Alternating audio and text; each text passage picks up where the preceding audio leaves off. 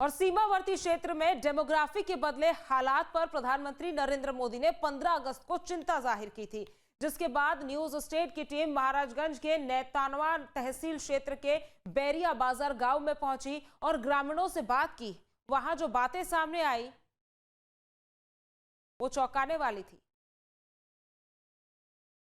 सीमावर्ती क्षेत्र में संदिग्ध गतिविधियों पर अंकुश लगाने के लिए सभी सीमावर्ती चौकी, थाना प्रभारी और सभी पुलिसकर्मियों को ब्रीफ किया गया है। सभी मुस्तैदी से लगातार पेट्रोलिंग कर रहे हैं। अब ये जो बाहरी लोग आ रहे हैं, चाहे बांग्लादेशी हों चाहे रोहिंग्या हों, ये जब आएंगे तो ये आप एक तो देश के लोगों का हक मारते हैं, दूसरी बात आपकी पूरी प्लानिंग को ही डिस्टर्ब करते हैं।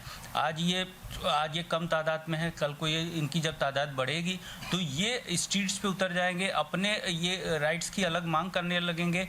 हमारे देश में इतना लचीला कानून है कि लोग बड़े आराम से आधार कार्ड बनवा लेते हैं, पैन कार्ड बनवा लेते हैं, प्रॉपर्टी ले लेते हैं और वो इलीगल तरीके से आके पूरी तरह से इस देश के नागरिक हो जाते हैं। तो इन्हें चिन्हित करना और इस देश से बाहर निकालना बहुत ज़रूरी है। महाराजगंज जनपद की बॉर्डर एरिया की अगर मैं विशेषकर बात करूं तो यहाँ पर मैंने पाया है कि सीमावर्ती क्षेत्रों में डेमोग्राफी बदल रही है।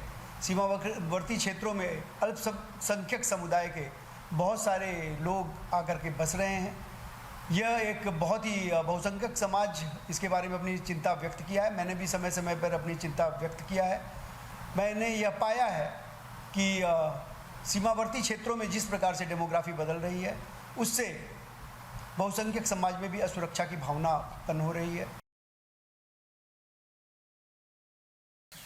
हाई पावर डेमोग्राफी मिशन की शुरुआत देश के प्रधानमंत्री नरेंद्र मोदी ने कर दिया है। ऐसा क्यों किया है, इसको समझाते हैं। इस वक्त हम मौजूद हैं भारत नेपाल के सीमावर्ती क्षेत्र के बैरिया बाजार गांव में। हमारे साथ कुछ स्थानीय ग्रामीण हैं, इनसे समझने का प्रयास करेंगे।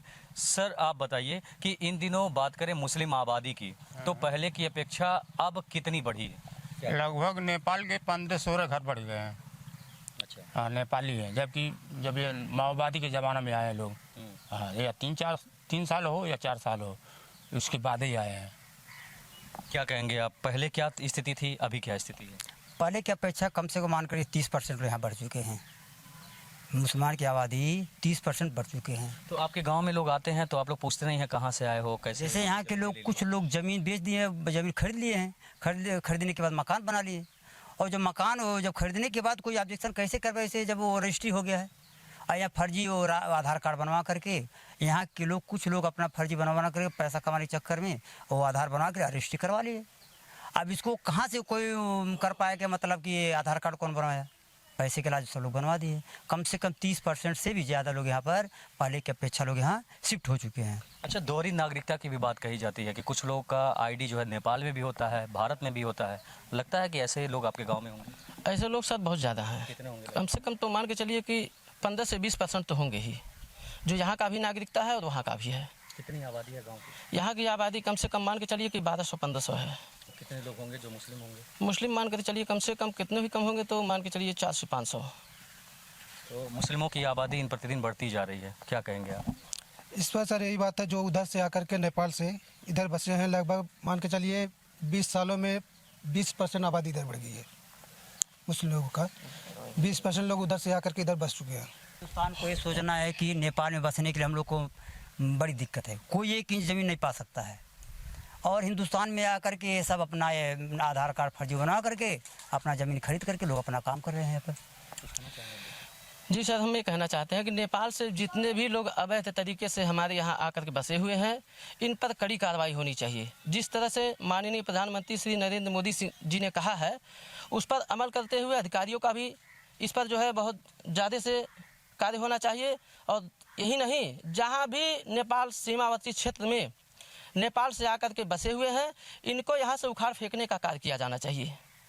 ठीक है, देख सकते हैं यहाँ लोगों की प्रतिक्रियाएं देखने को मिल रही है। जिस तरीके से देश के प्रधानमंत्री नरेंद्र मोदी ने हाई पावर डेमोग्राफी मिशन की शुरुआत किया है, ऐसा माना जा रहा है कि अब सीमावर्ती क्षेत्र में जांच कराई जाएगी और इसके बाद जो ऐसे लोग हैं जो अवैध ढंग से घुसपैठिए हैं, उनको देश से बाहर निकालने का कार्य किया जाएगा। इस वक्त हम मौजूद हैं पिलर संख्या 531/3 पर। तस्वीरों के माध्यम से दिखा दें कि ये पिलर है और इससे भारत और नेपाल का सीमांकन किया गया है। इस पार आपको तस्वीरों के माध्यम से दिखा दें कि इस पार नेपाल है। बड़ी बात यह है कि यहाँ ये चूंकि खुला ना हुआ है, आराम से लोग यहाँ पर भारत से नेपाल या नेपाल से भारत, इधर नेपाल का रास्ता है, ये पगडंडी मार्ग है, मिट्टी और कच्ची सड़क है। इस रास्ते से होते हुए तमाम सीमा क्षेत्र में प्रवेश करते हैं। और साथ ही आपको एक चीज़ और दिखाना चाहेंगे कि ये पड़ोसी राष्ट्र नेपाल है और यहाँ पर जिस तरह से एक मस्जिद बनाई गई है, जिस तरह कहा जाता है उत्तर प्रदेश के मुख्यमंत्री योगी आदित्यनाथ द्वारा कि भारत नेपाल के सीमावर्ती क्षेत्रों में इन दिनों अवैध ढंग से मस्जिद, मदरसे और ईदगाह बनाए गए हैं, उसकी जांच कराई जा रही है। भारत में तो इसकी जांच तेजी से चल रही है, लेकिन बात करें नेपाल की तो नेपाल के सीमावर्ती क्षेत्रों में इन दिनों जिस तरीके से ये चीज़ें बढ़ती जा रही हैं, ये आज भी जांच का विषय है। जहां भक्ति है हर शब्द में, कथाओं में छुपे हैं दिव्य रहस्य और ज्योतिष देता है जीवन को दिशा। धर्म से जुड़ी हर बातों को जानने के लिए हमारे चैनल स्तुति को सब्सक्राइब करें। चैनल पर जाने के लिए इस लिंक पर क्लिक करें।